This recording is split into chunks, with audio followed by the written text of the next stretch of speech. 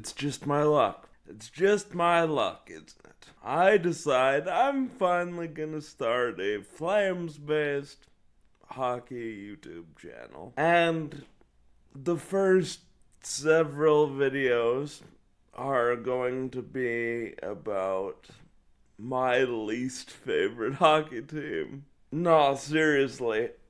They're gonna win, aren't they? I'm gonna have to shoot a video in the next couple of weeks congratulating the Edmonton Oilers on winning their first Stanley Cup since 1990. Really?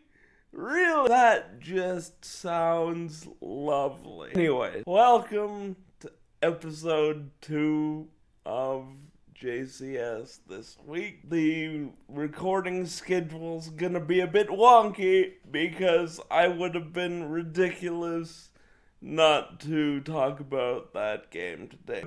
What else can I say? If you didn't like that game, why are you even watching this? Do you even like this sport? 'Cause that game was awesome. Oilers win game 1 of the Stanley Cup Final 4-3 in overtime. And it lived up to every possible billing that this rematch could have lived up to. It was fast, it was physical, it was skilled. The goalies were still great in a 4-3 game. That was an amazing hockey game. Oh, and it even ended on a puck over the glass penalty. Okay, that last part's not so great, but let's talk about it. So, the Oilers came out of the gate last night completely shot out of a cannon. That's exactly how you want to come out on home ice. And they were peppering Bobrovsky and hitting everything that moved, and they had their skating legs.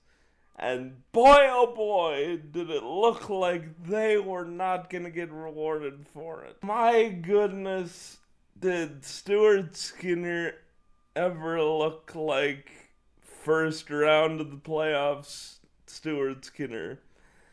3 goals on the first 8 shots, and like I said in my social media posts and in the community post here on YouTube, I was ready to get on here and troll you Oiler fans a bit on Sunday, coming out on here singing Benny and the Jet. Sam Bennett looked like Sam Bennett. He was ready to go. He was hitting everything that moved. He was in Skinner's kitchen. There was a goaltender interference challenge that we're all not shocked by, of course, because of how Sam plays. But we were at 3-1, and I was all ready to celebrate an Oilers loss in game 1 of the finals. And Bob lets in an absolutely awful goal to make it 3-2. Like an absolute leaky one on a slap shot from the blue line. He's got to make that save. 99 times out of 100 he makes that save. But last night he didn't make that save. And it's 3-2. And yet, after 2 periods, the Panthers were leading 3-2. And they were on a crazy streak. Something like 30 games in a row where they won when they're leading after 2. That streak is over now.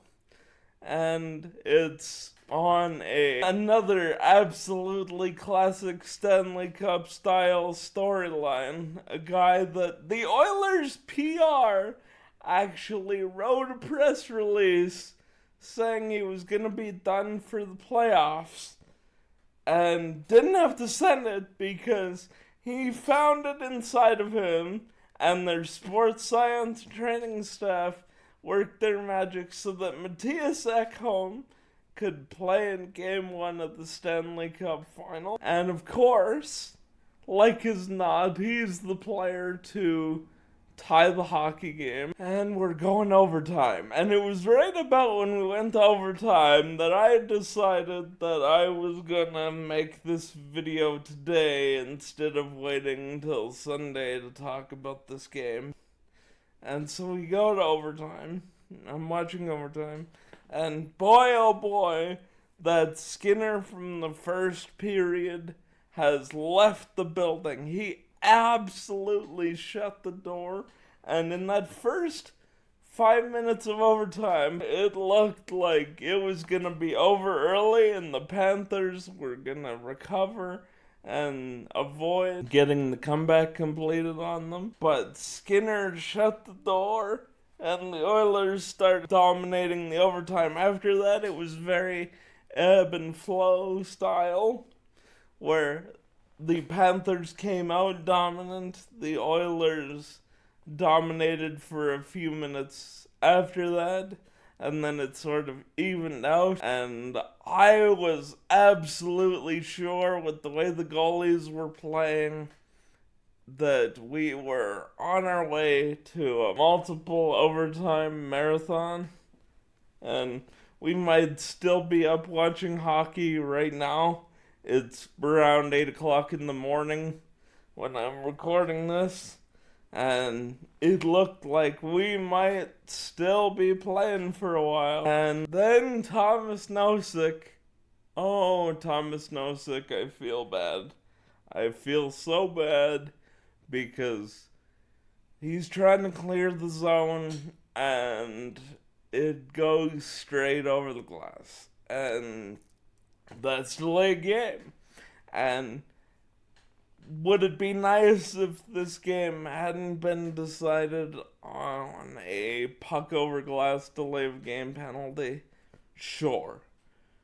Do I like the delay of game rule as it sits? I actually do. It's one of the few really black and white, no interpretation calls in the NHL rulebook. The rule is the rule, and therefore there's no way that this can be spun to be something to do with the referees or the league. The puck went over the glass, and it is what it is. And so the Oilers go on the power play, and they're 0 for 3 to that point. But man, you can't give them a power play in overtime, man. And it's the exact people you think it's gonna be. It's McDavid driving down the sideboards, gets chasing McDavid because it's McDavid. They lose their coverage on friggin' Leon Draisaitl right in front of the net. And if you leave Leon Draisaitl wide open in front of the net, he's probably gonna score. And if you leave him wide open in front of the net in overtime of the Stanley Cup Final, that's a bad recipe to win a Stanley Cup Final game, because of course Leon buries it. By the way, Edmonton, your noise levels, much respect. I can't wait till we're finally having another Battle of Alberta playoff series, hopefully before too long, and get to have our two crowds go head to head against each other again, because you guys are absolutely incredible fans, and you let them know how impressive that comeback was to go up 1-0 in the Stanley Cup Final. Like I said, both goalies were great. There were some absolutely huge hits in this game. It was fast. There were tons of skill. Like, if you loved hockey, even if you didn't like the result, like I didn't, you absolutely loved that game, or you're being intellectually dishonest, because that was absolutely awesome.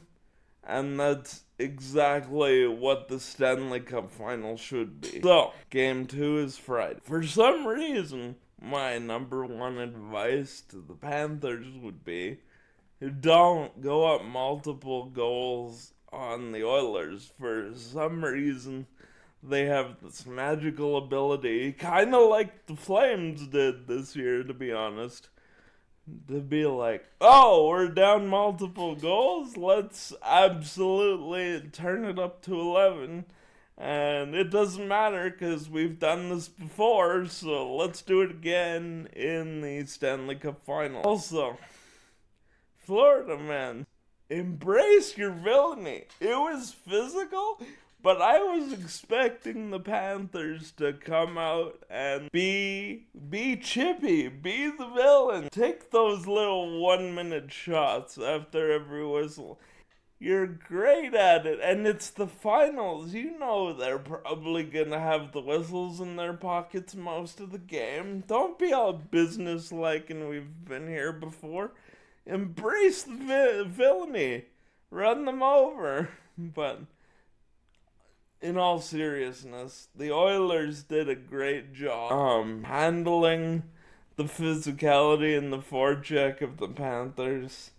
The Oilers matched them physically for a big portion of the game, minus the second period, but it's very hard to play at that level for 60 minutes with no breaks. And if you're an Oilers fan, you're really hoping you don't give up 3 goals on 8 shots 2 games in a row. But if you're gonna absolutely shut the door after that, maybe you can outscore that. You did yesterday. I'm so excited for Game 2. I'm hoping I have some jinxing powers, and by saying at the beginning of this video, then I might have to do a video where I congratulate the Edmonton Oilers on winning the Stanley Cup, that the Panthers come out and win the next 4, and then I have nothing to worry about. But regardless, this is going to be an absolutely amazing series. Hey, look, guys, I'm so stoked with how that first set of videos was received. One thing about doing a lot of videos about a rival team in the first set of videos here, apparently you guys are into that, because that I'm not cheering for the Oilers video absolutely blew away every other video I made last week. And there was tons of engagement, and I love engaging with you guys. So yeah, hit like, hit subscribe, tell people that you like what I'm doing, and yeah, I can't wait to talk about the next game this weekend.